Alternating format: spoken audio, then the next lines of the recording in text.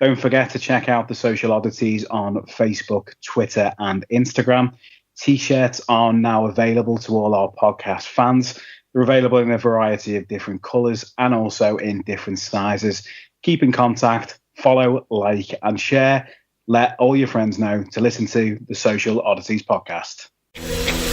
It's the Social Oddities Podcast, coming at you from 5 parts of the UK, all for one reason: the amazing world of wrestling. I've never seen a crowd so fired up, JR. They know what's coming next. They can't wait to get started, and neither can I. Good evening, guys, and welcome to episode 20 of the Social Oddities Podcast. My name's Steve, and we are joined with Adam. Hello. And our guest for today is none other than the product himself, Mr. David Starr. What's up? How's it going, David? Everything okay with yourself? Everything's going great. I'm just sitting here on my bed with my cat, hanging out. Fantastic. My buddy. What's the name? Mr. Sadie. Mr. Sadie. What's he doing? Is he pairing away?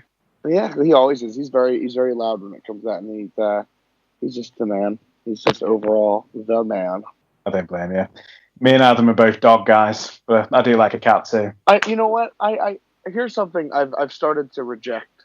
The idea when I say I love cats, someone's like, "Oh yeah, I love dogs." Like as if you have to make some kind of choice. Because I like dogs too. My roommate has his dog upstairs. And I hang out with him all the time. His name's Shaka, and he's like a pit bull pup, and he's awesome. He's a great dog, and I love that dog, and I love my cat. How does the cat and dog get on with each other? Not at all. They don't get on at all whatsoever. Down my room is in the basement, and it's like this. It's basically like its own little single apartment, and he doesn't. My cat won't go upstairs to Shaka's area, and Shaka will try to come down here, but that doesn't go well. Usually Sadie attacks. Is it Shaka after Shaka Khan? No, it's Shaka after Shaka Zulu. Well, that was my second choice. Yeah. Nice, get out there, Adam. So, David, I think a lot of people who are going to be listening today, they've probably heard lots and lots of podcasts. I know you've done some before, and you've done quite a lot of interviews with people as well. Let's start really from basics. Do you want to tell us a little bit about yourself and really what you've been doing over the last couple of years you've been wrestling? Is it 5 years now? Yeah, a little over 5 years, about 5.5 in August. Do you want to start off on how you got yourself into wrestling? Obviously, that's always usually quite the interesting story. What was the hook for you? Yeah, what are you guys doing? Writing a book? I was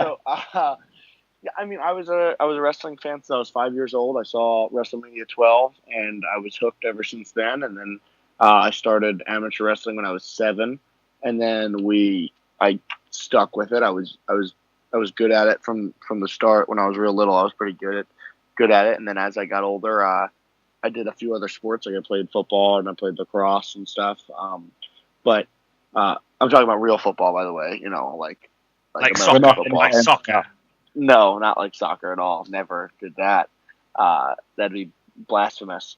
So I played football and all that. I played other sports until I was like 15, and then I focused entirely on wrestling. And I wrestled through high school. I went to university with wrestling and wrestled through university for 4 years in university. And then when that was done, actually a little bit before that was done, CM Punk cut his promo, the pipe bomb promo, and that just inspired me to.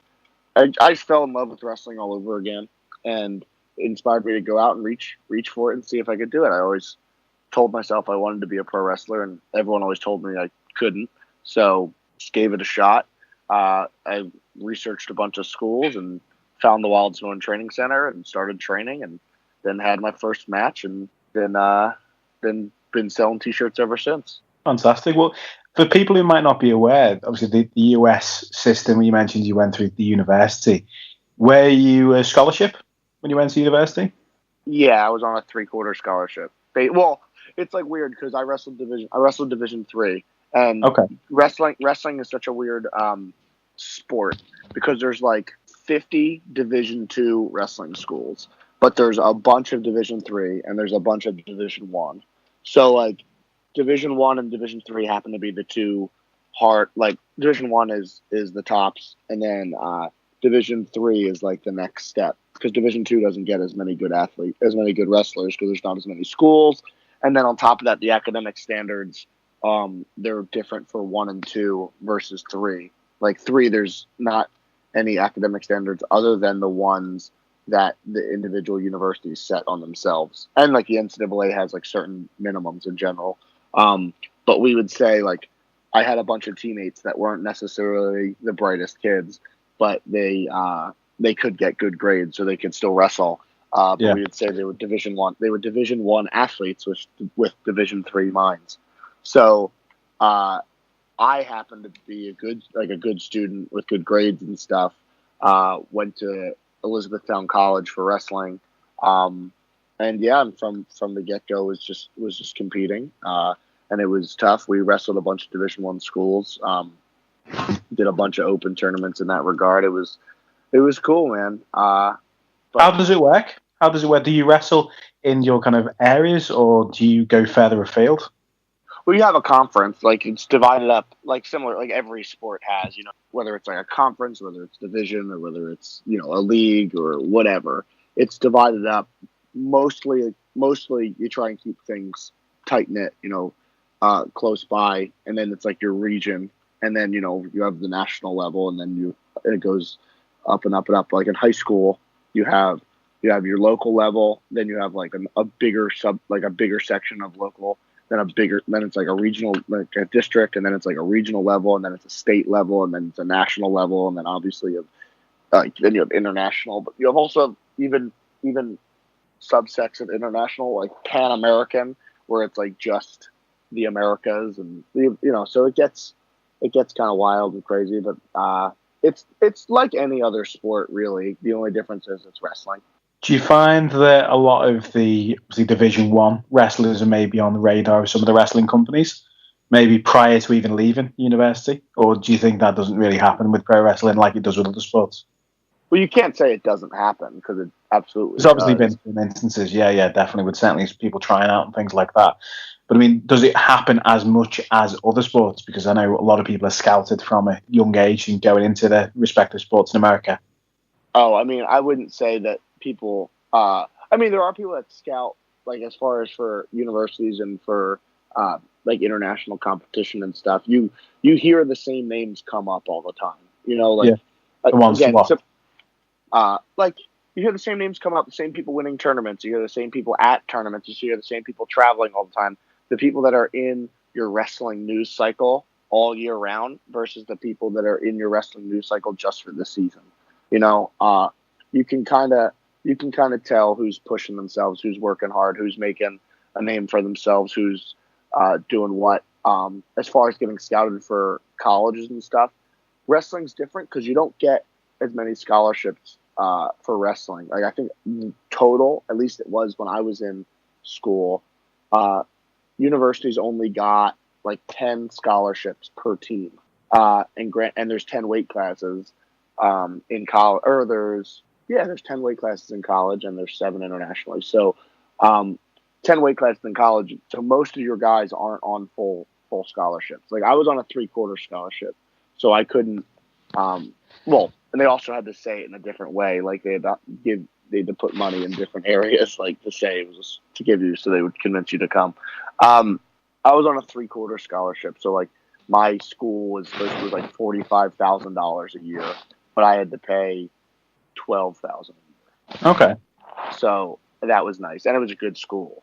But as far as kids getting scouted, yeah, I'm sure it happens. Like, I'm sure it does, but as far as for professional wrestling, I doubt that. I think that doesn't happen until they're in college or in university, like, doing well, and if they have an interest in it, I'm sure they get things thrown out there. But it seems more like guys are going towards MMA now more than pro wrestling. Do you think that's more of a recent trend, given maybe some of the money that's being thrown around in MMA? 1,000%. It's absolutely because of the money. Because I think, you follow the money. Because there was a lot, at one point it seemed like there was a lot of college wrestlers or Olympic wrestlers who were trying to be pro wrestlers when that was where the money was. I think Kurt Angle even said at one point that he probably would have done MMA had that been the viable option when he was coming out of the Olympics. But yeah, I think Brock Lesnar said the same thing as well. That he would have done it a lot sooner had the money been there available to him. Yeah.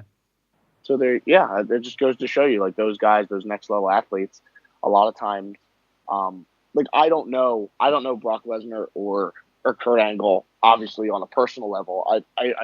I've spoken to Kurt Angle like twice before when I did TNA, but like nothing that he would even remember my face probably. But like I would assume that those guys are different kinds of animals. You know, like they want that kind of I don't know. It's just a different level of competition. It's just a different type of physical activity. Not only is it obviously like a fight, but because you still get plenty of physical activity out of being a pro wrestler, and that's actually one of the things that's very satisfying about wrestling is you're still active and you're still there is still competition, and it's cool. It itches that scratch, or it scratches that itch, I should say. But I think that there's other people that have different mindsets, and some for money, some for wanting to have some kind of physicality, or whatever it is. And I guess those guys are the types that want to do that. And I think most people nowadays are following the money. And it's nice. It's nice when you get a good guy who can wrestle, like a guy like Chad Gable. But you're also going to lose a lot of guys to MMA now. So you mentioned Chad Gable. Was there anybody who's been at your school, or anyone who was someone in your conference, your wrestling, who's gone on like yourself into indie wrestling, professional wrestling?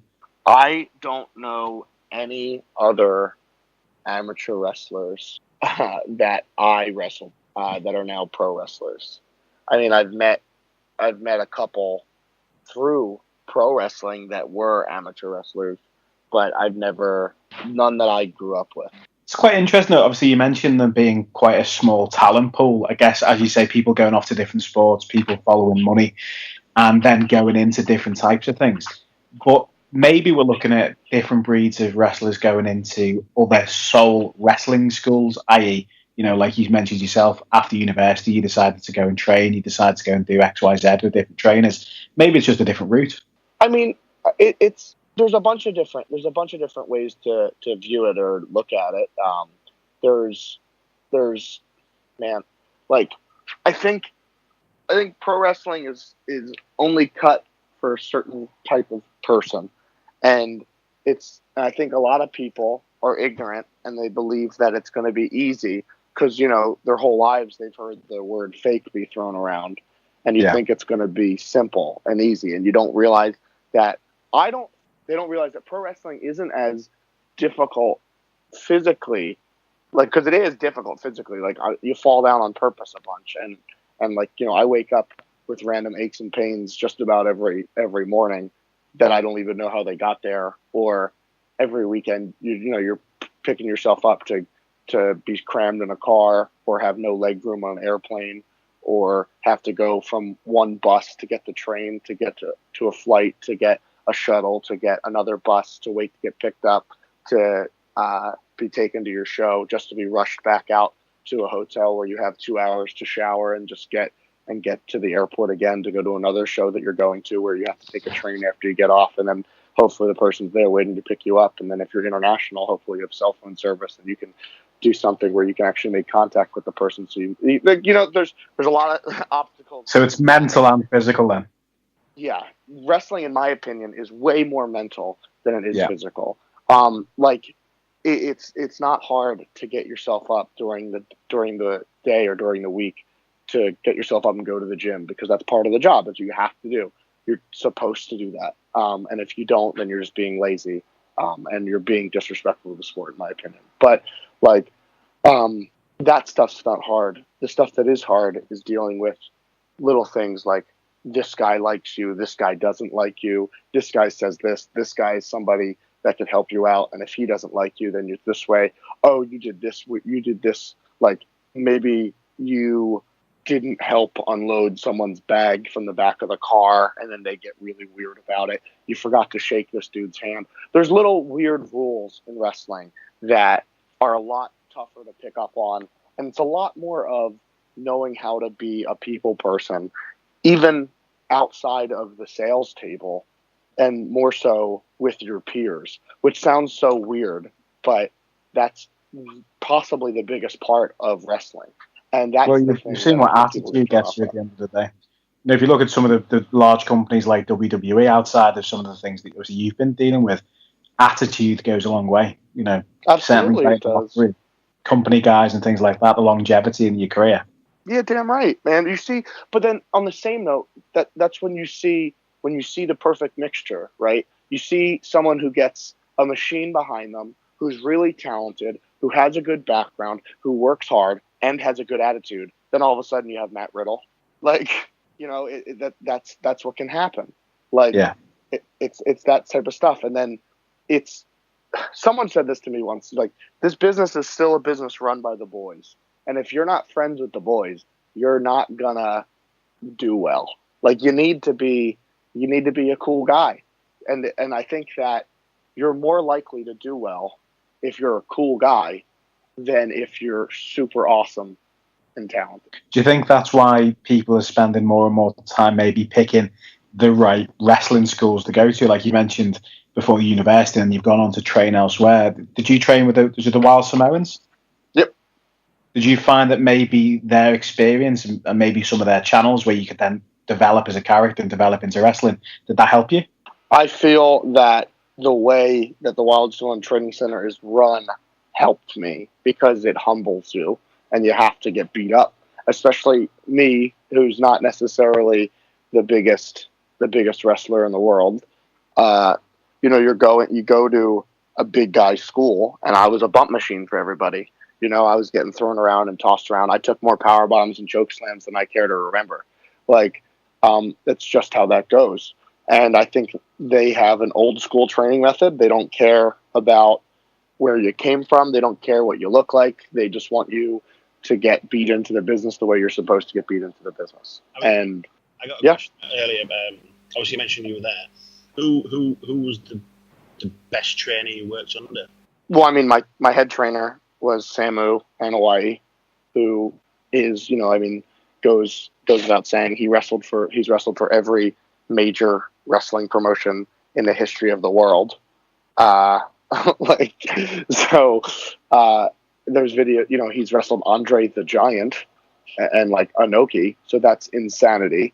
You're able to get trained under him. That's amazing. Then after Sam, the next guy who really took me in was this guy, Tommy Swade. And Tommy Swade was, he was a developmental wrestler. He was in developmental in 2007. He was in a little bit of he was in a bit of a backstage faction or whatever. He was friends with Kenny Omega and Brian Myers and Zack Ryder and Kevin Matthews and stuff. So they had their little mini clique. He did well. He never got called up. Again, he was in WWE for a year, and was somebody who was WWE or nothing. He put all his eggs in that basket, but he was so talented. And if he had wanted to, he would have been an independent wrestling star if he had really wanted to. But I don't think he was into that idea. And then when I went to CZW, I got trained by Drew Gulak and Masada and DJ Hyde. I had a lot, and I had influence from Sammy Callahan, still do, and guys like Adam Cole. So that was awesome. I've gotten to pick brains of a lot of people, and a lot of people have been really helpful, and I've been very fortunate for that. You mentioned you trained by Drew Gulak. One of the questions we got asked earlier is, do you think he's wasted in 205? He's getting TV time, right? He's being put on television, right? For a WWE audience, which is the biggest audience in the world for wrestling. Well, I suppose that's a good answer, but I think obviously from seeing him before, he should be, in more matches and things. But like I say, yeah, he is getting TV time. So of all of the 205 Live guys, the two people that I know of that have something more than wrestling matches are Noam Dar and Gugu Luck. Because Noam Dar, I remember him always do. Because I'm not gonna lie, and it's nothing against WWE. It's nothing against any of that. Like, I'm not one of those snobby wrestling fans who is like, I don't watch WWE. No, I just honestly, it's a lot of programming to watch as far as 7 hours a week goes. Like, you have to watch because it's all separate now with Raw and SmackDown and NXT and 205 Live. So I haven't watched WWE television regularly in like a year or so. But it's just because everything else has picked up so much. I've gotten really into current events and things of that nature that have kind of taken my attention. But there's two things that I do know about, and that's Drew Gulak's No Fly Zone, and that's Noam Dar's Alicia Fox. Like, that's it. So if that's something that I can remember, and I don't even really watch it that often, even though my friends are on it, like, that should go and say something. Like, that's very important. If he has something, you have something you can put on a T-shirt and you can sell, he's going to make the most money, and he's going to be taking advantage of the exposure that he has. How would you feel about the WWE schedule? I noticed that you did have some tryouts back in 2014. Mm-hmm. How would you now? Is that you're a lot different as a competitor? You've obviously developed a lot more. Would you be something you'd be interested in trying out for again, or are you happy where you are? I'm very happy where I am. But if I were offered a tryout or offered a contract or whatever, I would obviously listen to it and take the opportunity. I think that wrestling, that tryout, I think was a great learning experience, and I was surrounded by some of the best guys, and you made new friends and you networked. It was great. It was a great experience that I wouldn't have traded for anything, and I'm happy that I did it. And I'm not someone who's going to say that I rule anything out whatsoever, but yeah, I'm totally happy where I am. Any of those guys and girls go on to WWE television that you were in the classes with then? You trying out? Yeah, there was a couple guys that got signed out of my class. I didn't have any girls in my tryout for whatever reason. There were no females in my tryout, but my tryout had Kevin Steen was in my tryout, Roderick Strong was in my tryout, Rocky Romero, ACH, Willie Mack, this dude Zane Dawson, who was down south, Davari was in my tryout. Who else was there? I know there was a couple other guys. I think that that one dude who's tagging, I can't think of his name. He's in NXT now. Real good looking dude. He's like tall and like leaned out. I think he was a football player. He was tagging with, what's his name? I don't think I'm in NXT. Are you talking about me or good looking me? Oh, I can't think of his name. No, Steve Cutler's from the Monster Factory, who's also a super good dude. He wasn't in my tryout. No, it was this. It's like Z. I think it starts with a Z. I think his name starts with like a Zabatelli. Tino Sabatelli. Yeah. I think he was in my tryout. Like every time I've seen him on television, he looked really familiar. He we didn't like as well. I think wasn't he for quite some time. Yeah, so I maybe I'm off then. Maybe he wasn't in my tryout. I don't know, but he looks familiar. Maybe he made an appearance. But no. Oh, and two of my coaches, because they had two wrestlers that were under contract that were coaches as well, were Chad Gable and Wesley Blake. So that was cool. They were great dudes. Yeah, it was a good time, a good experience where I got to meet some people and make some new friends. Sounds like you had a pretty strong tryout class as well.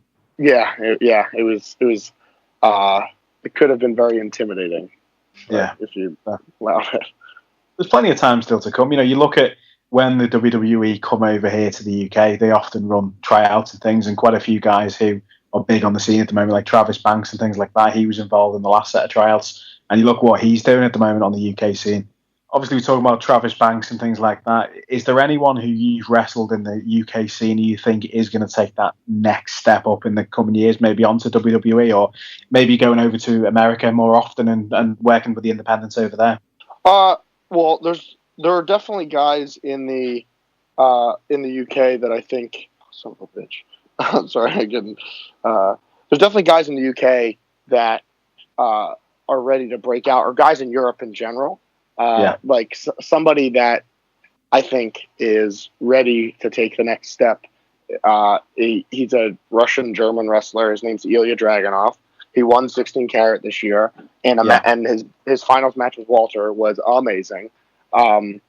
He's ready to take the next step. He's awesome, and he's like super cool. Ilya's great. Obviously, Walter's doing Bola this year, but I mean, Walter was already. Everyone kind of knew Walter, and everyone always likes Walter, and everyone's always like, "Why isn't Walter everywhere?" Because Walter doesn't like to travel. So Walter is really happy with what he's doing. He's salaried to WXW. So Travis Banks is the breakout guy this year, no doubt about it. Travis Banks is like the guy, and everyone in the UK already knows it. And we're happy to adopt him as well. Yeah, yeah, he's everyone. He's great. He's great, and it goes to show you with his performances at like Super Strong Style and everywhere else. You know, like at Lucha Forever and at Rev Pro as a tag team wrestler. Like he's shown he can do tag matches. He can do singles matches. He can do 6-man tags. He can do whatever. Travis Banks is great, and he's definitely the guy to break out. Let me think of some more. Someone I really like. I've wrestled him twice, and I've had a lot of fun wrestling him. I like wrestling Omari. Who's a dude who I've wrestled on Lucha Forever and on Kamikaze Pro. Omari's like he's a young dude. He'll give him a couple years, and he'll be like one of those guys that's having those sick matches all the time that you know about. What's his style? What's up? What's his style? Well, he's at this point right now. I don't think he's zoned in on it. He's an indie wrestler. He's a wrestler who can do whatever. He's really tall, really lean. He can do flying. He has like a really sick. He kind of does like the End of Days with a Baron Corbin finish, but he starts it from a like a fall away slam position. So he has you like that. They'll swing you around, bring you down, and then give you the deal. And it's real rough. Sounds pretty cool. It's super cool. And he's awesome. I really like wrestling Liam Slater. Liam Slater's really fun to wrestle. I wrestled him at Tidal, and I wrestled him at What Culture. And he was a ton of fun to wrestle. Let me think of some more UK guys. Josh Bodum is great to wrestle. I'm a big fan of wrestling him. I liked wrestling Charlie Sterling. I liked wrestling Kenny Williams. I liked wrestling. There's a lot of great guys. There's so much talent right now in UK and in mainland Europe. I think it's another guy in Europe that's ready to go on the next level is fucking Jurn Simmons. Jurn Simmons is the man. He's unbelievably charismatic. And just has that it factor about him. You mentioned him there. I'm secretly hoping he's going to be at Progress on Sunday because he's in the UK and I don't think he's got anything on Sunday. So I'm secretly hoping he's going to turn up there. Yeah, maybe that'd be sweet, man. That'd be super sweet. He's again, he's the man. He just has something about him. He's got an it factor. He's got a good look. He's a good athlete. Yeah, Jurn is awesome. I love wrestling him too, and I like wrestling when I tag with him. Yeah, it's just a lot of fun.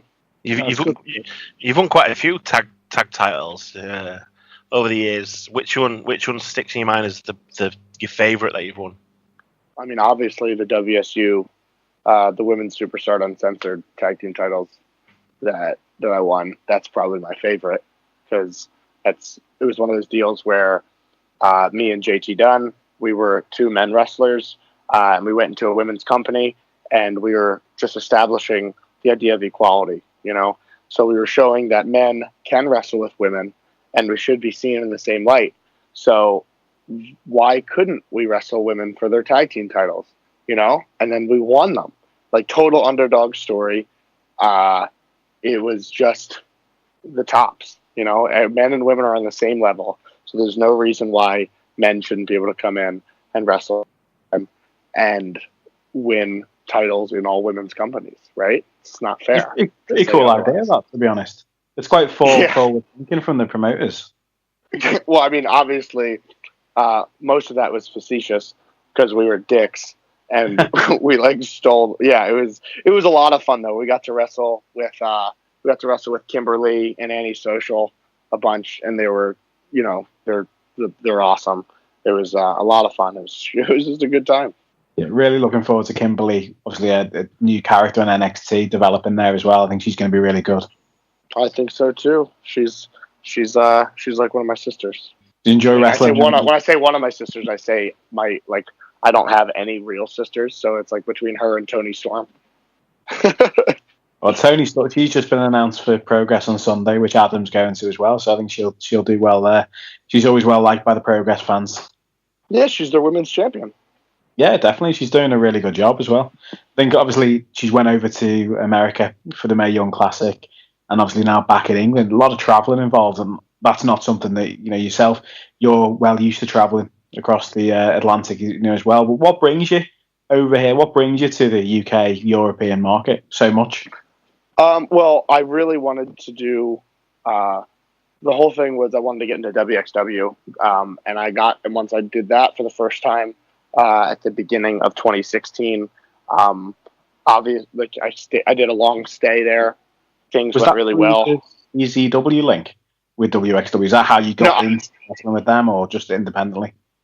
That was how I really knew about WXW, but getting over there was something on my own. I just kind of I messaged WXW and I annoyed them for about a year. Just stayed on top of them all the time. Perseverance, yeah, that was pretty much that. I just annoyed them for a year, and then eventually they're like, "Okay, fine, we'll bring you over." I was like, "Great, thanks." And then they brought me over at the beginning of 2016. I only wrestled for one UK company, and that was Kamikaze Pro. I did one show, and the rest of the time I did WXW stuff, and it was a lot of fun. It was great. So then we got together another tour, and then there was some more UK stuff, and then the next time I was there was even more, and then this time. So that's just how that's gone down. It's just been like little bits here and there, just building. And fortunately, the European scene right now, UK and WXW are like the hottest they've been possibly ever. So I just happened to get in at the right time. Couldn't agree more. I think it's really going full guns for the UK and European scene at the moment, and obviously to be part of that must be pretty exciting. Yeah, it's great. It's awesome to see so many different faces, and it's like how not. I don't want to get Moose all upset here, because I don't mean this literally, but it's funny to see that the world is so flat now. It's everything is connected. The internet has made things so accessible, and being able to hear about and know about guys what's happening in the UK on the same day, like not needing any time for that news to really spread. It just happens instantaneously. It's really cool, and seeing a whole new market really bursting at the scene. It's awesome. We've got Progress selling out shows in America as well, which is absolutely unheard of. It's unreal, really. It's sick. Because you got people with sick fucking tag moves. Are you on any of the UK shows? The US shows. On the US shows you're gonna be on. Don't worry, if you are, we will edit it out so we don't tell everyone. No, I'm not. I'm gonna be in Hungary. I'm wrestling in Hungary that weekend when Progress was coming over. I would have been on at least the Boston ones, probably. Based on it's not that Progress said that to me or anything, but I know I would have been with Beyond and wrestled somebody from Progress. You know what I mean? However that goes, and I'm sure. And then my relationship with the Progress office is decent enough to where they'd probably use me when I was there, but no, I'm already booked. I'm booked in Hungary. So yeah, it'll be fun. I'm really looking forward to that. As long as you don't do a Donovan Dijak curveball on us. We were recording with him on a Tuesday, and he said he was had a few things in the foot in, and then turned up at a Progress chapter show on the Sunday, which was all pretty cool. I'm making his debut in advance. He kept that one quiet. Yeah, well, I mean, you gotta sometimes. It's cool to get there's surprises like that. It's always fun. I think he wrestled Pete Dunn as well. Pretty he cool. Did. And the match was awesome. Yeah, definitely. You recently wrestled Pete Dunn. Was it in Progress in Cologne? Was it? Yes, it was. What was that like for you? It was great. I mean, I wrestled Pete before, not in a single. It was the first time singles match. We did a tag match at Super Strong Style Day 2, and then we did a 4-way at WXW's anniversary show in December. Pete's one of the best going today. There's no ifs, ands, or buts about it. He's great. Just you can just tell being in the ring with him that he's so good. Like there's nothing else. There's nothing else. No other way I can put it. He's just that good. And it's awesome. It's awesome. I'm really happy to see his success because I remember that first tour that I did on that one UK show I had, the Kamikaze show. He wrestled Tim Thatcher, and it was awesome. And then I'd mentioned something about that to Sammy Callahan, and I remember just saying like, "Yo, dude, I just watched this dude Pete Dunn like just kill it with Thatcher," and he's like, "Dude, I wrestled Pete Dunn, and Pete Dunn's amazing." So then I started telling people that I knew in wrestling about Pete Dunn, and they had already known about him, which I didn't know that he'd been around for so long because I'm so new to it, and I didn't even watch indie wrestling before.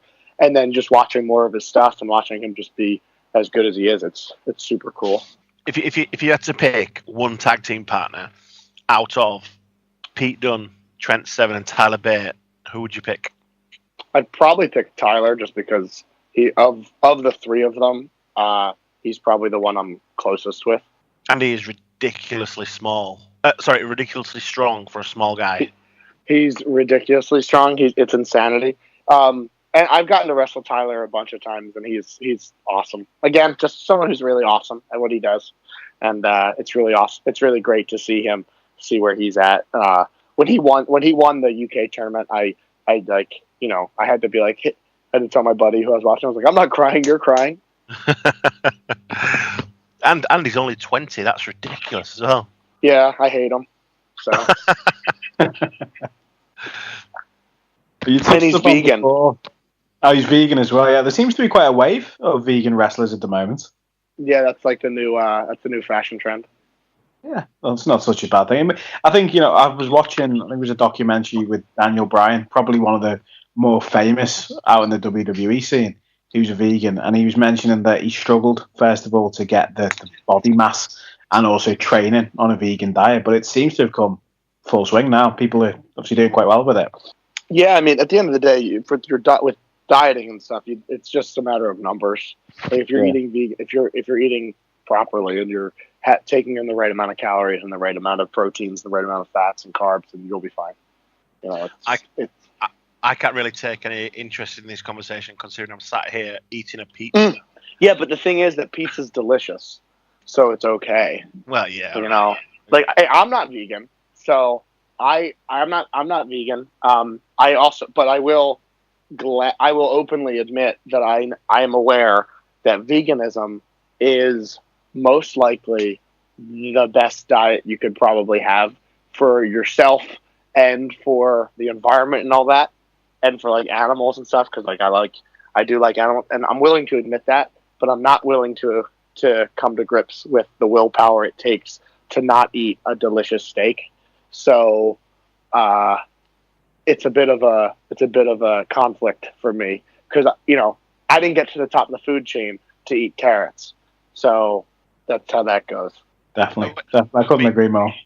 What is your cheat meal that you love to eat? And the funny thing is that like I'm not cheat meal, I guess, but it's so boring because I like burger. Like, what is a cheat? Like, what would a cheat meal be? I just like something with just like high fat, high carbs, I guess, something like that. I don't know, man. Like I like food. Like I guess it would have to be something that's like beef or steak or something, but like that's not even that much of a cheat meal. I'm the type that like when my mom would cook, and my mom's the best cook of all time, so I don't care about any other arguments. So when my mom would make dinner, I would eat 3 plates of her dinner before I'd eat her awesome, because she also would make like chocolate cake or like cookie. Like she'd make chocolate chip cookies, and I'd bring them to school, and my friends would fight me over getting the chocolate chip cookies because they were that good.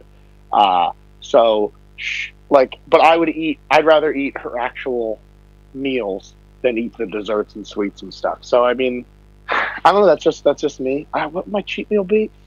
Shit, I guess it'd just be like burgers and fries and stuff. I mean, it tastes good. I like that. I love kebab or kebab or whatever, which depending on which region of the world you're in, that stuff is money. So I'm a big fan of that. It's actually quite funny because on my pizza I have kebab. Really? I'm not even joking. Good for you. Is it like what kind of meat? What kind of meat do you have? Do you have chicken? Do you have the veal? It's lamb. Lamb. Nice. Well, I think it's lamb. We don't really know in this country what it is. It could be anything. Is it doner? Yeah, it's doner. Yeah.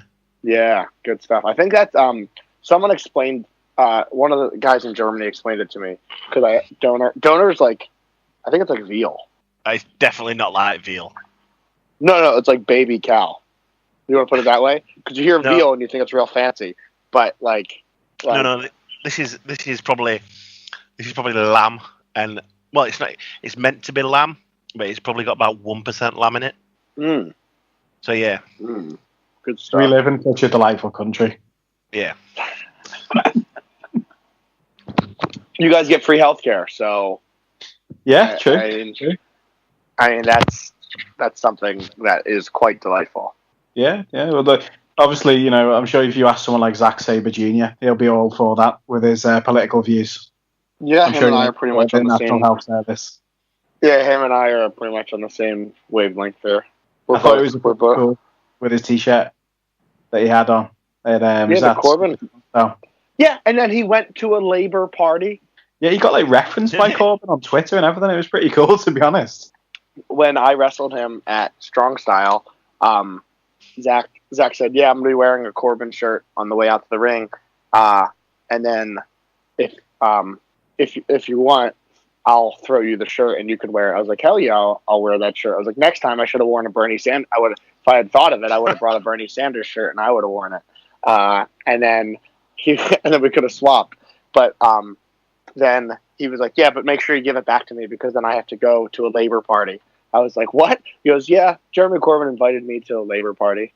And I was like, oh, okay, sure, no problem. So right after our match, he left to go, meet up with Jeremy Corbyn. He turned into a boy for that, didn't he, as well? I think he did quite well.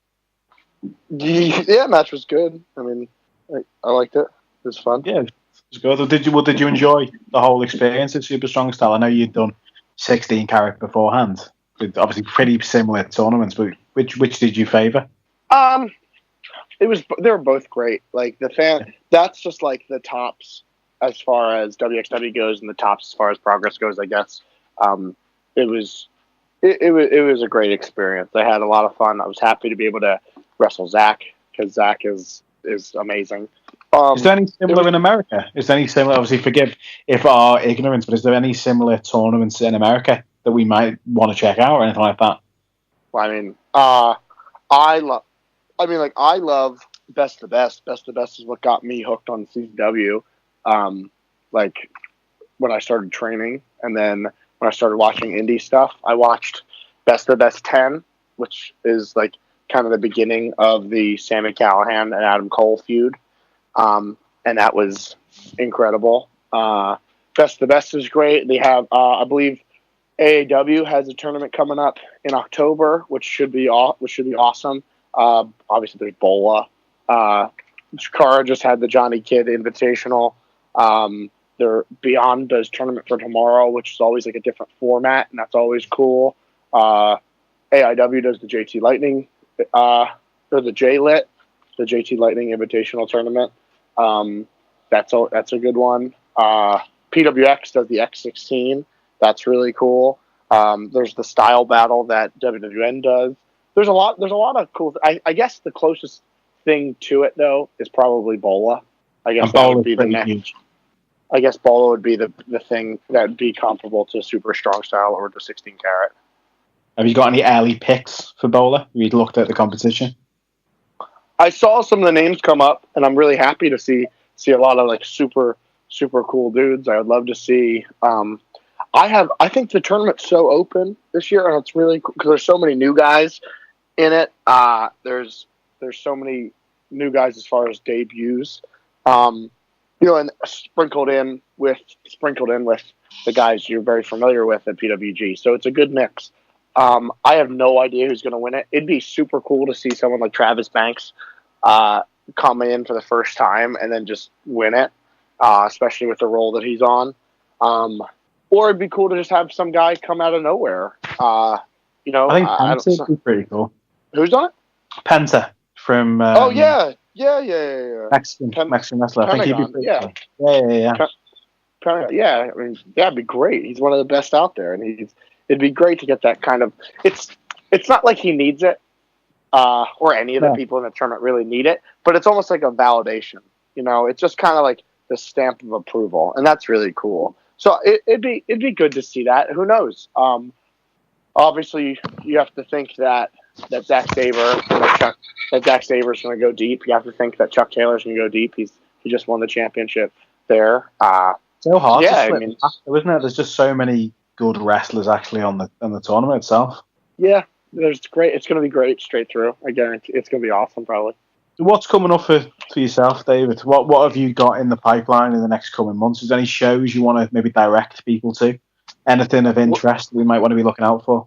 Well, in the UK, I'm coming to the UK this weekend for What Culture. Okay. I'll be in the UK for What Culture on the 21st and 22nd. I believe the 21st is match. The 22nd is. 22nd, 21st month. Yep. So I'll be doing that. I'm doing Southside as well in the first weekend of August, and they announced my 3 matches I have. They have 2 shows, or they have 3 shows. I guess they're doing an afternoon show and an evening show on the one day or something. And they're doing my matches. One's a 4-way. I believe like Flash Morgan Webster's in it. Let me see. I have to check that poster out. But the other 2 matches I have are Ligero. I have a singles match with Ligero, and I also have a singles match with Davey Richards for those 2 shows. And then I'll be doing Rev Pro. I'll be double shotting, and I'll be going to Rev Pro on the 6th of August as well. And then I'm doing Hungary the next weekend. Beyond Wrestling has like their biggest show of the year on July 30th, American Rana, where I'm wrestling Donovan Dijak. Expect to see a really cool hype video out of Giancarlo Dittamo, who makes some of the best vignettes he's actually the best vignette guy in wrestling today. No questions asked.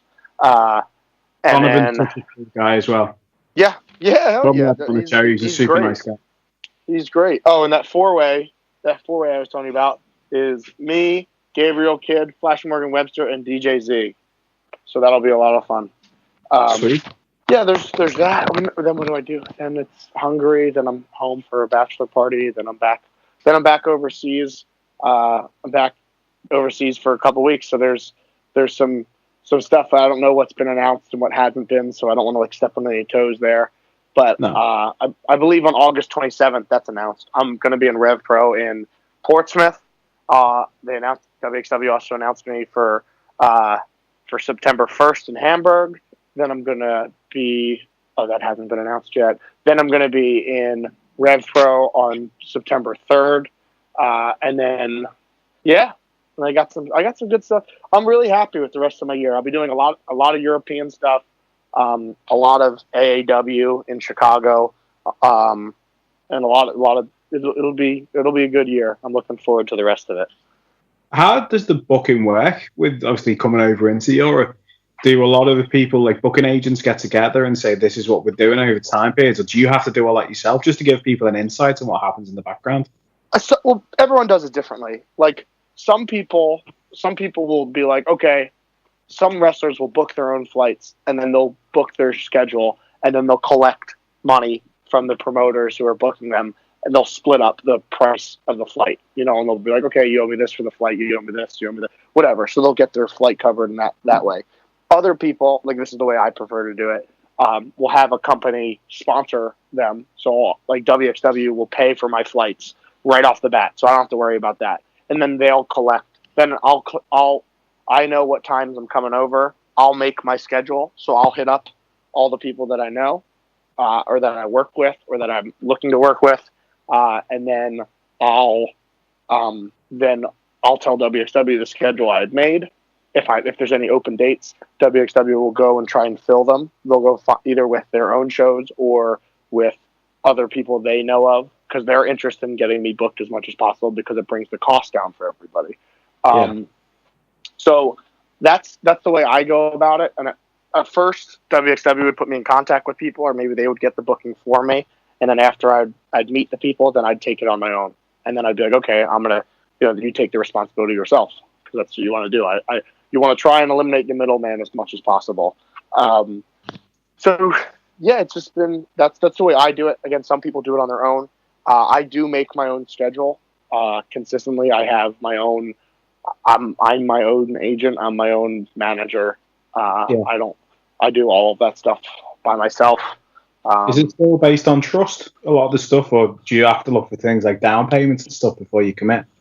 Well, there's certain guys, that have to get down payments. If you're somebody, or like deposits or whatever, I don't happen to operate on deposits all the time. There's certain places that if they don't have necessarily the best reputation, or like I just got screwed over at that place, Pride. The Pride. Oh yeah, I saw you right about that. So that seemed pretty shitty move. Oh yeah, I mean it totally was. Again, that was a weekend that I had open on the 24th and 25th, and I told WXW, it was like 2 weeks before I was coming over. I was like, hey, I don't have a booking on the 24th or 25th. Do you guys know anybody that could do that? And then they're like, sure, we'll reach out. And then pretty soon after I said something to them, they were like, hey, we got two for you. Got one, it's Wrestle Midlands in it was like in Dudley, it was like right outside of Dudley. And then the other one is Pride, and it'll be down in Plymouth. And I was like, okay, cool. Sounds good. Like, didn't think anything about it. Tom, who runs Wrestle Midlands, who was great, he contacted me and got all this information. Pride never contacted me once. Then I was at the show at Wrestle Midlands on the 24th. And then Tom, the promoter, was organizing my travel to Plymouth for the show the next day, in which I was on the poster and all that, and was still being advertised, including that same morning. And he goes, hey, there's a dude named Liam that was at the show, and he was supposed to take me down. He's like, hey, he'll be the one driving you down tomorrow. I was like, okay, cool. And then Liam goes, well, you're not on the show tomorrow, though. And I was like, yeah, I am. I'm on the poster. I know I am. And then he was like, yeah, but the promoter messaged me. What's his name? Darren? He's like, yeah, Darren messaged me, Darren Savior. So Darren messaged me and told me you weren't booked anymore. And I was like, oh, did he? Because he hasn't told me about that, and I haven't talked to him at all. So then I saw the screenshot. I saw the pictures of the message, basically telling me he wasn't using me. But again, never contacted me, and was still advertising me on the show. And I don't believe he ever actually made any comments about it publicly, or the company did. But yeah, then I was like, oh, okay, so I'm not on the show, I guess. And he wrote, and then I messaged him, no response. WXW messaged him, no response. Tom messaged him, no response. Liam messaged him, no response. And he just didn't. Yeah, so he canceled me off the show without talking to me. And I don't know what he was expecting, because what would have happened if I had showed up? Like, I don't know. That's so strange. What a strange thing to do. Yeah, well, I mean, it is what it is. So just always warning people about that place. So make sure you get your deposits if you're wrestling there. But like, yeah, it was just but there are places where you have to get your deposits and stuff, I guess. But I usually don't have to. But of course, there's you have to give the benefit of the doubt sometimes, and you have to trust people, and that's the scary part. But you just got to assume that they're not going to do bad business. Especially when you're traveling transatlantic as well. It doesn't help not knowing your schedule properly and not being able to trust someone. Well, yeah, and that's the same reason why I like to handle my own schedule most of the time. That's why I prefer. I'll make my schedule, and then like talk to them directly and then make the travel arrangements, and like they'll figure it out and then they'll send me my information, whatever. So it works out most of the time. The only time it's ever really been a problem was with that Darren Savior for Pride. So you've worked a bit with PCW. What would they like to work for? Cool. I guess it was good. I like Steven's done well by me, and he's a businessman. He's a promoter, man. You know, he knows how to promote shows, and usually his shows draw well. You know, so he puts on. He's got a good little thing going, and it's fun to wrestle there. I'm a fan of wrestling for PCW. It's cool. Have you ever wrestled up here in Liverpool, near where I'm from? Have I wrestled in Liverpool? I think I was supposed to wrestle in Liverpool on the last PCW show I did. Okay. I was supposed to wrestle for Lucha Forever, but then the show, there were some like personal things that happened or whatever, so the show had to be postponed. So I was supposed to be in Liverpool on that day, but I've wrestled in that area, you know, Preston, obviously. Preston, yeah. Liverpool, and Manchester, and Blackpool, they're all kind of like cut from the same cloth. So, but there's quite a cool promotion that you might want to check out called TNT Extreme Wrestling. I've heard of TNT Extreme Wrestling, actually. Yeah, I've heard about TNT. Over in the next couple of months as well, so they're doing pretty well. Yeah, my buddy Alexander James wrestled for them. I know that, and that was. He said he had a good experience there. Yeah, well, definitely come down and see if you ever get a chance up in this area. Anyway, that'd be good. That'd be cool. I know I've gone out in Liverpool. Liverpool is a ton of fun to be at. I'm a huge Beatles fan. Did you enjoy yourself? Beatles fan too. Yeah, it was great. It was a good time. Again, big Beatles fan, so that helped. You know, going to the cavern and stuff. Yeah, that's a cool. Awesome. You don't really appreciate it when you're from the area as well, because it's the kind of thing that you go to when you're younger and you go out on weekends and things like that. But being obviously from America, it's a completely different experience with things like the Beatles and stuff like that. Such a mega force in music. Yeah, the best band of all time. I don't think, like, whether you like the Beatles or you don't like the Beatles, you can't argue that they're the best band ever. I imagine, when this is no comment, that you are a John Lennon man out of the Beatles. Why is that? Why do you say that? I'm just imagining. I'm imagining the whole Bernie Sanders thing that you mentioned before and the Corbyn. I can see you aligning with John. I mean, I'm a big John Lennon fan. You know what I like about John Lennon the most? The funny thing about his music that I like the most, because I mean, cool. You know, obviously when you do more research on the man, he wasn't that great of a human being. Other than, you know, he had like a peaceful message and all, and that's what everyone remembers him for, and that's good. And there's no need to tarnish that, sure, but I guess there is, because he was pretty abusive to women. But he didn't go down particularly well in America with the whole bigger than Jesus thing as well. That didn't go down too well at the time. Yeah, but that's just him being arrogant. And yeah, it's ridiculous. You know, people, Americans love Jesus, so that's the thing. You got to be careful about discussing religion, because people get offended really easily. And yes, him saying that people would rather listen to a Beatles record than go to church on Sundays and that they're bigger than Jesus. Yeah, that you know, caused people to burn some of their albums, but I guess they did pretty well in the end. Those Beatles guys, it seemed like they recovered. But my favorite thing about John Lennon's music is when he does his solo music, and he just adds in random pants and moans and groans, and like and it makes people feel uncomfortable. I think it's great. It's one of my favorite things. Like when he even in like in the song, the Beatles song Revolution, you know, towards the end, and he starts going I'm like, oh, that's awesome. No, he was a cool guy. Certainly, you know, as you say, influential for someone who can live on and, you know, in people's music and stuff like that, and that be influencing so many people. Yeah, I mean, think about, like, Mark David Chapman is possibly the most hated man in history because he murdered John Lennon. Yeah, and denied parole about 15 times as well. It hasn't gone too good for him.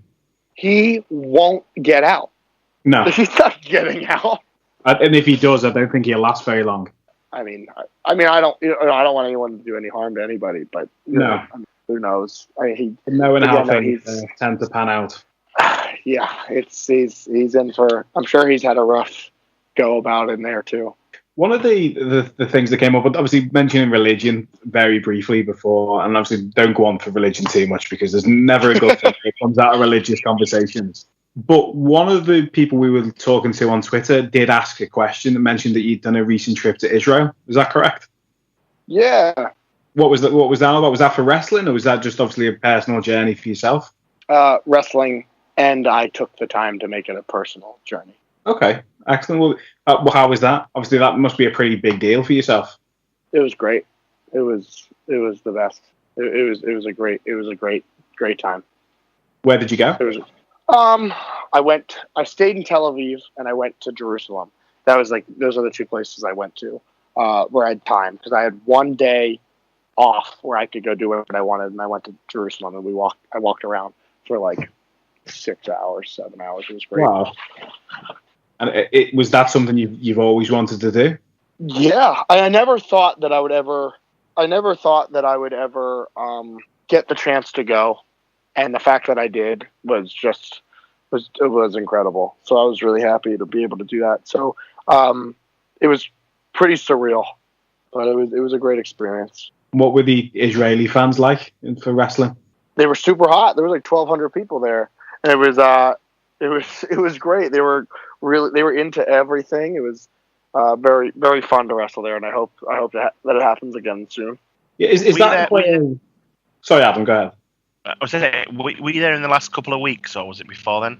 My show that I had there was July 9th. I think. Were you there with Marty Jannetty? I was. I see on Facebook that he was there. Yeah. So, what was he like when he was there? He was Marty Jannetty. Yeah. Say no more. He's Marty Jannetty, to be fair. He's very Marty Jannetty. He was staying at the same hotel as me in Orlando, and I heard a lot of stories about him. I can imagine. That's very diplomatic of you there. I quite like that. Yeah, he's got a good heart. Yeah, that's always good. It's always good. Well, one of the things that came out when the gentleman who was actually mentioning about you traveling over to Israel, he was mentioning about something called Krav Maga, which I had absolutely no idea what Krav Maga was. And I was having a little look. I don't know what that is either. Apparently, it is a type of military self-defense used in Israel. And I think he was kind of asking whether or not any of the Israeli wrestlers, if there was any on the card, might have been particularly skillful in any particular type of hand combat.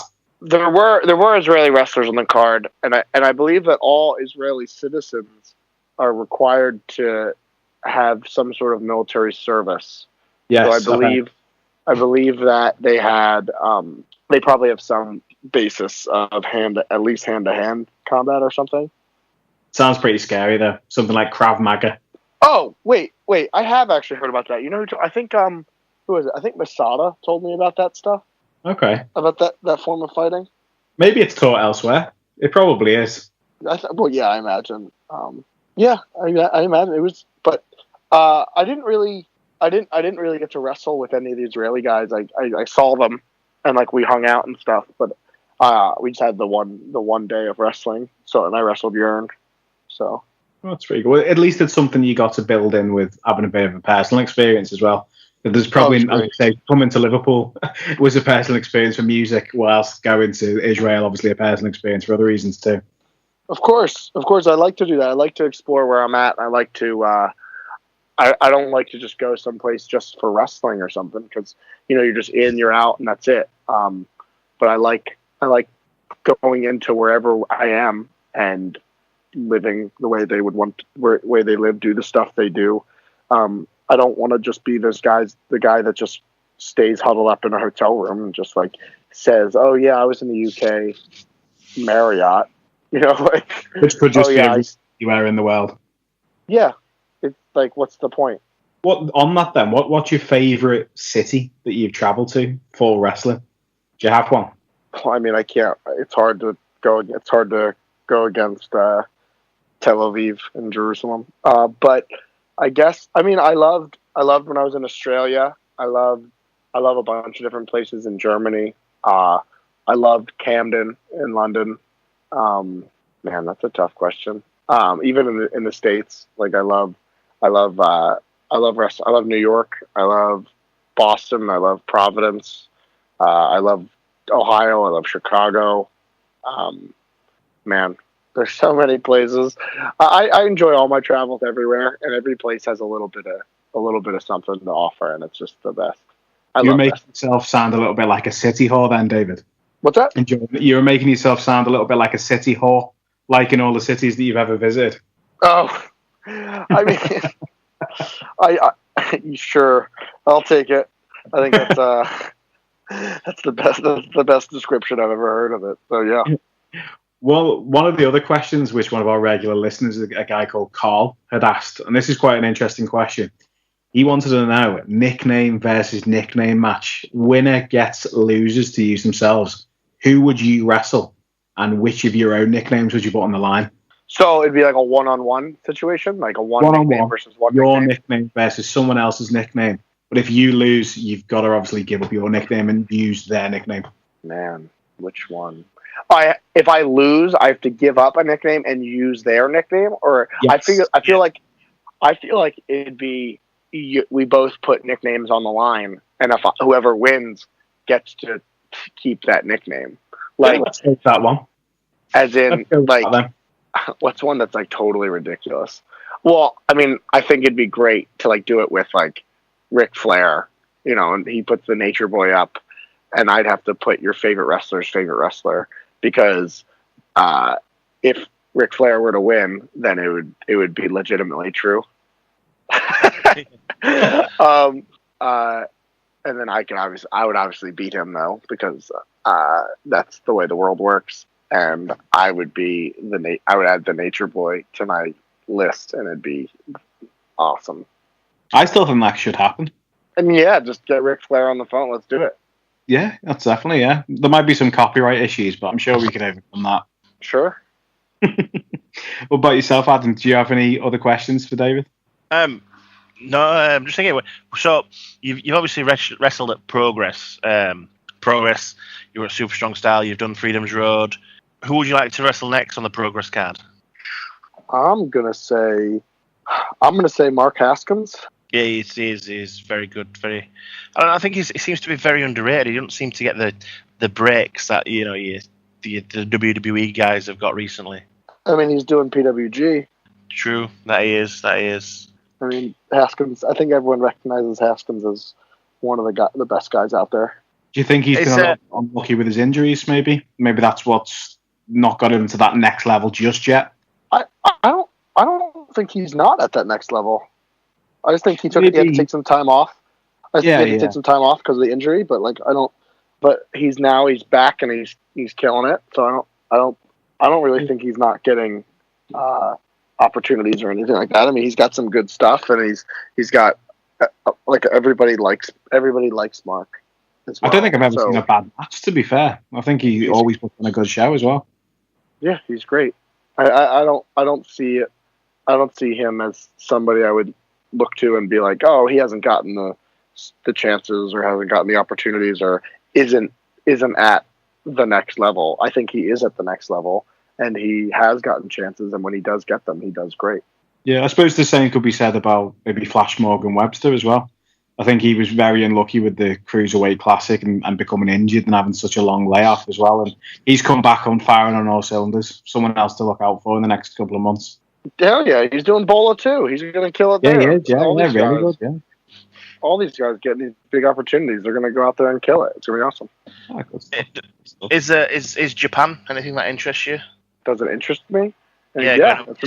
Sure, it'd be great. I mean, I want to wrestle everywhere that there's wrestling. Yeah, and Japan would be wonderful. Have you ever been? And have you ever been over to Japan or? No, I haven't. It'd be cool though. It'd be nice.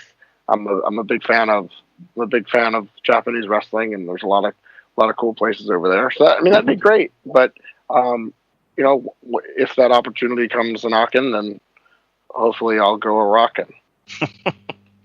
Are you a deathmatch type of guy? Obviously working with CZW and obviously in Japan, there's a lot of stuff going on. Am I a deathmatch guy? I mean, As a deathmatch fan, maybe more so than actually being in death matches. I mean, I can definitely enjoy I can enjoy a good deathmatch. If it's done proper. Like there's obviously, I'm not a fan of gratuitous wrestling, and that goes across the board. Sometimes you get death matches where guys are just randomly throwing stuff at each other and it's ridiculous. They're just hitting each other with random stuff, whatever. Then there's flippy matches where they're just doing random flips and it's just whatever. There's technical style matches where they're just randomly doing stuff with no story being told, and it's just all. So I don't like gratuitous wrestling. I like good wrestling, and you have guys like Matt Tremont and Masada and Jun Kasai and Danny Havoc and these guys who are just great at Jimmy Havoc, guys who are just great at death matches, and they tell stories with it, and it's really fun to watch. So I can absolutely watch good deathmatch wrestling. I think it's good as well that some of the promotions, like you've worked quite extensively with CZW, known for their death matches, known for they have like a cage match type tournament as well, don't they? I think certain times of the year. Some of the things they have tournament of death every June, and they have cage of death every December. But then outside of that, they are still a very good back to basics wrestling company. They do some very good wrestling work. And I think maybe that's what gets lost in translation, because a lot of the stuff that comes out of there, maybe here in the UK, we're a little bit sheltered, other than the internet with things like that. We maybe only see those type of headlines where someone like Jimmy Havoc goes over to America, does a fantastic job, wins Tournament of Death, obviously, and then that's the scene for CZW. It'd be good to see maybe a bit more stuff that wasn't deathmatch style as well coming across. It's just what gets attention, It's just what gets attention. But CZW has historically been a company that brings in and brings up some of the best wrestling talent on the planet. And Sammy Callahan there now as well doing booking as well, isn't he? Adam Cole is somebody that came through CZW. He didn't do death matches. And actually, he's done more quote death matches in Ring of Honor than he ever did in CZW. Yeah. How do you think Sammy Callahan's getting on at the moment with his new role in CZW? I think Sammy's one of the best creative minds in professional wrestling, and he has his finger on the pulse of what an independent wrestling fan wants. And I think I think you're just going to see CZW take that next step, because you're going to same thing with his other company, Revolver. You're going to see all of that. It's just going to continue to build. That's something to look forward to. Certainly going to be on our radar for the next 12 months and onwards. But just before we maybe wrap things up, do you want to tell listeners where they can find you on social media and obviously what to look out for, any merchandise that you might be selling at the moment they might fancy? I would love to do all of that. Follow me on Twitter, Instagram, and Snapchat, all at The Product DS. I'm also on Tumblr, which I literally just joined to find GIFs of myself. And that's The Product David Starr. Find me on Facebook. It's just search David Starr. Then you can find my like page, which is facebook.com/The Product David Starr. My website, theproductds.com, which has direct links to my merchandise stores, bottomlinemerch.com/David Starr, prowrestlingtees.com/David Starr. I think that's all of my social media plugs and where you can find me and all that good stuff. Fantastic. Well, we'd like to say thanks very much for coming on board tonight with us, David, and obviously having a chat with us. And I hope to see you again soon and look forward to seeing some of your matches over the next couple of months. Thanks, guys. I really appreciate it, man. Just before you go, I have actually missed a question from one of our newest listeners, Kirsty. She says, "This better be a good one." Blame Kirsty. She says, "Any chance that you would be interested in wrestling for ICW in Glasgow?" Of course. Because she's actually quite new to indie wrestling. So she's just started watching Progress, and she's obviously seen you at Super Strong Style. She's really impressed by you. So what matches shall I tell her to look out, to search for that you've been in? This year, my favorite matches that I've had were with Walter at 16 Carat, day one, with Riddle at CZW's anniversary show in February. What are some other favorites I've had from this year? Those are probably my top two faves. Oh, and then Zach at Super Strong Style, day one. Yeah, those are probably my top 3 that I've had this year that I can think of off the top of my head. Sweet, thank you. I'll let her know. Well, she'll obviously be listening, so she'll listen. All right, well, thanks, guys. I really appreciate it. Good stuff. Thanks again, David. See you soon. Yo, this is the cream in your coffee, your favorite wrestler's favorite wrestler, the Jewish canon, the physical embodiment of charisma, the most entertaining man in professional wrestling, Mr. American Rana Davey Wrestling, the 104-minute man, the main event. I'm really, really good at Twitter. The King of Taunts, the product, David Starr, and I want to thank you for listening to Social Oddities Podcast. Don't forget to tune in next time for more fighting talk. Please don't take that out of context. I was talking about wrestling. Catch you next time.